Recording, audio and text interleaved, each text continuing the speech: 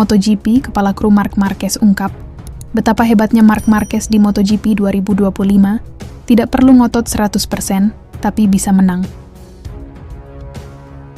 MotoGP Francesco Bagnaia, kesalahan saya adalah cari perasaan dengan GP24 di GP25.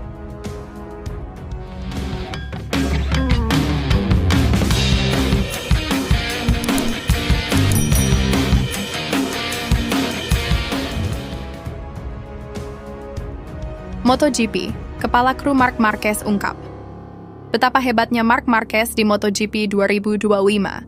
Tidak perlu ngotot 100%, tapi bisa menang. Ya sobat, kepala kru Marc Marquez, Marco Rigamonti mengungkap betapa mengerikannya sang pembalap di MotoGP 2025.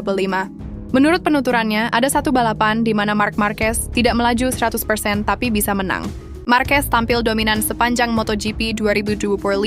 Ia meraih 11 kemenangan, serta 4 podium di balapan utama, dan 15 kali menang sprint race dari total 17 seri yang diikuti. Bahkan, Marquez memecahkan rekor 8 kemenangan sprint race beruntun. Ia juga memenangi balapan ganda sebanyak 10 kali, di mana 8 diantaranya secara konsekutif. Sayangnya, Rigamonti tidak berpendapat demikian. Ia mengaku ada beberapa balapan di mana sang pembalap menyatakan sedang tidak melaju 100% alias cukup menahan gas. Yang saya bisa katakan, ada beberapa balapan di mana Marc tidak melaju 100%, atau dia melaju kencang untuk 2 putaran, membuka jarak, lalu mengatur kecepatan. Setidaknya, itu yang dikatakan ke kami, kata Rigamonti mengutip dari Crash. Pria asal Italia itu menegaskan, Marquez tetap mendorong lajunya hingga 100%. Bukan berarti pria berusia 32 tahun tersebut hanya bermain-main saja di atas motor. Ada balapan di mana Marquez harus benar-benar berusaha keras, seperti di MotoGP San Marino 2025 yang digelar di sirkuit Misano World Marco Simoncelli, kandang Valentino Rossi. Menurut Rigamonti, sang juara dunia mendorong sangat keras di pekan balapan tersebut. Pada balapan tersebut, Marquez terjatuh saat sprint race beberapa tikungan setelah menyalip murid Rossi, Marco Bezzecchi. Tapi Marc Marquez berhasil menang saat balapan utama dan kembali duel dengan Bezzecchi. Tidak perlu diragukan, Marquez juga mendorong hingga 100%, seperti di Misano, di mana dia memberikan 100% di sepanjang pekan balapan. Dia sangat jujur soal itu, dia mendorong sangat keras, kata Rigamonti. Jika kami memintanya untuk selalu 100%, apa yang akan terjadi? Mungkin kecelakaan? Sulit untuk diterka. Di situasi itu, dia bisa melaju lebih jauh, tetapi saya tidak bisa bilang sampai mana batasnya, tanda staf Ducati Lenovo tersebut. Marquez sendiri akan kembali menggunakan motor Ducati GP26 pada tes Sepang pada bulan Februari nanti. Namun Marquez sudah mulai berlatih di rumahnya dengan motor cross bersama Alex Marquez dan Diogo Moreira.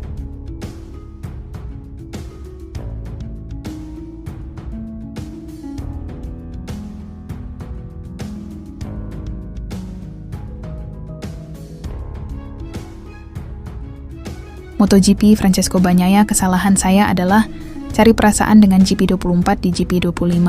Ya sobat, Francesco Bagnaia mengenang musim MotoGP 2025 yang sulit di acara Campioni in Festa, mengakui bahwa ia melakukan kesalahan dengan mencoba meniru perasaannya dengan Ducati Desmosedici GP24.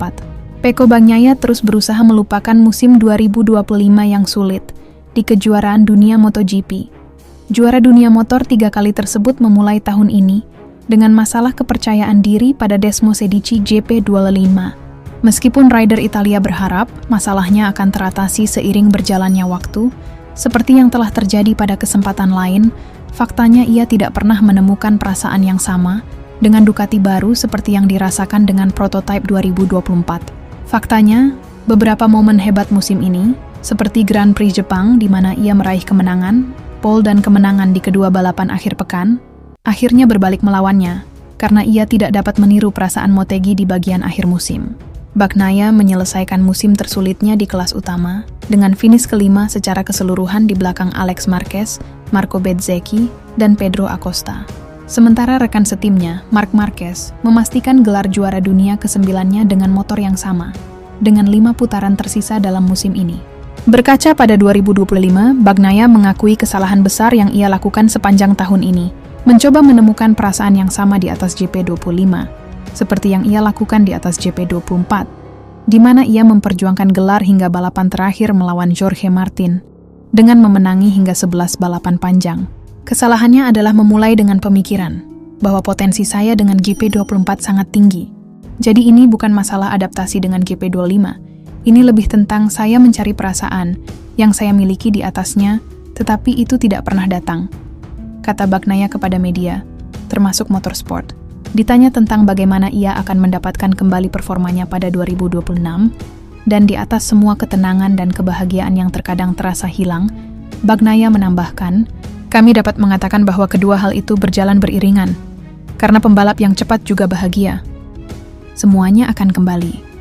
Sejujurnya, ketenangan saya selalu utuh, karena dalam situasi di mana saya tampil baik, saya berada di tempat yang saya tahu saya harus berada. Jadi saya tahu potensinya ada di sana. Saya tahu kecepatannya belum hilang.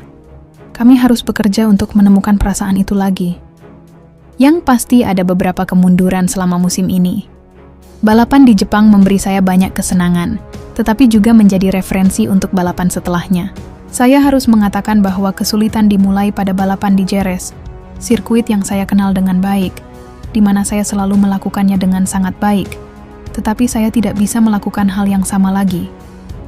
Jadi kesulitan dimulai dari sana, meski pada balapan terakhir semakin memburuk, tutupnya.